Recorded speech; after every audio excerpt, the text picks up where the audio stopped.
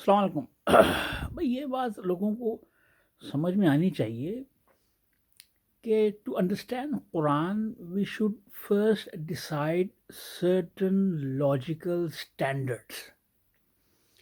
اگر ہم قرآن کو سمجھنے میں کوئی لاجیکل اسٹینڈرڈ کا تعین نہیں کریں گے تو جو بھی ہوگا وہ اپنے تئیں اس کی انٹرپریٹیشن کرے گا، اس کے معنی نکالے گا اور اسی پر وہ سمجھے گا کہ میں صحیح ہوں.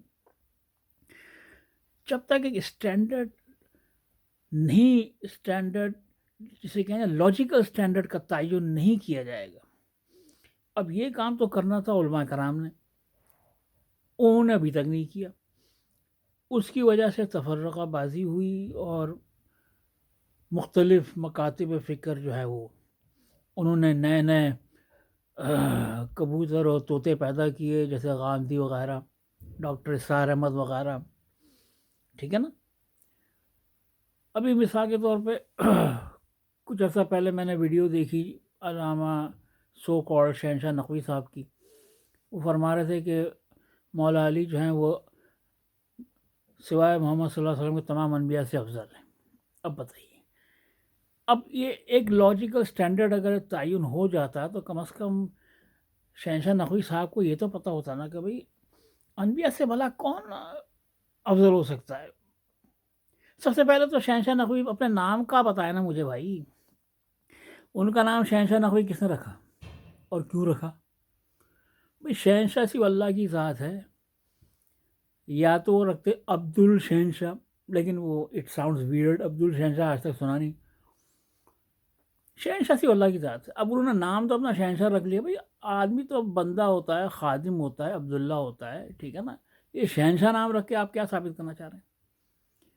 تو معلوم یہ ہوا کہ شہنشاہ نقوی صاحب پہلے اپنے نام کو تبدیل کیجئے، اس کے بعد یہ بڑے بڑے فتوے آپ دیں جس سے شیعہ مذہب بدنام ہوتا ہے کہ یہ علی جو ہے سوائے محمد کے سارے انبیاء سے افضل ہیں.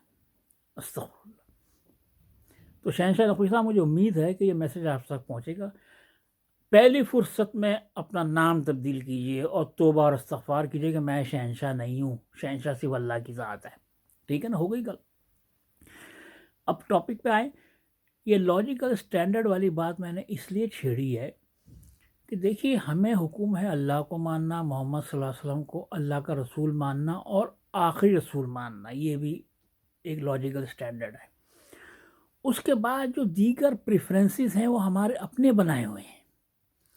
ٹھیک ہے، ہم مولا علی علیہ السلام کی تعظیم کرتے ہیں، ان کو افضل الصحابہ مانتے ہیں، ان کا ایک مقام ہے اور ہم ان کی اس مقام کو کبھی بھی چیلنج نہیں کریں گے انشاءاللہ.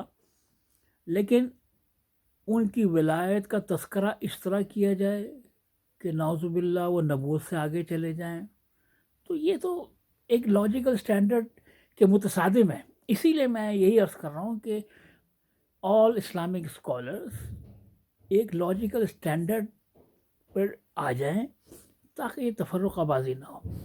جس طرح بریلوی جو ہے وہ غوث کو انہوں نے جو ہے نا 7ویں آسمان پہ پہنچا دیا.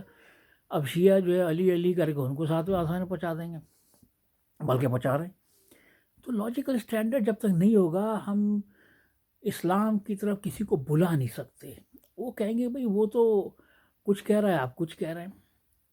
اللہ اور محمد صلی اللہ علیہ وسلم تو گئے پس منظر میں، سامنے غوث اور علی رہ گئے میدان میں ہے بھئی.